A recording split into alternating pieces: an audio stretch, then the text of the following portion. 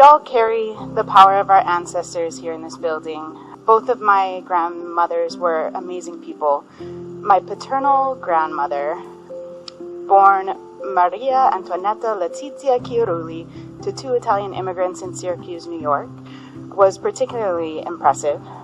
She eventually became mayor of her town when she had nothing better to do after her husband passed away.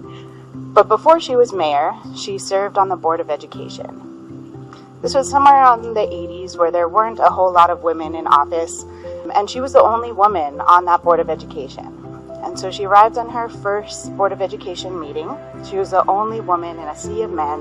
It was a private meeting before the public meeting to discuss what would be on the agenda. The chair of the board introduced her and said, "Okay, board members, let's welcome our newest member, Mary Burdick." Now, Mary, would you be a dear and please get some coffee for everybody? Thank you. And so my grandmother was fuming. Of course, she couldn't allow them to treat her this way, or they always would. She was trying to figure out how she would address this injustice in the most tactful way possible.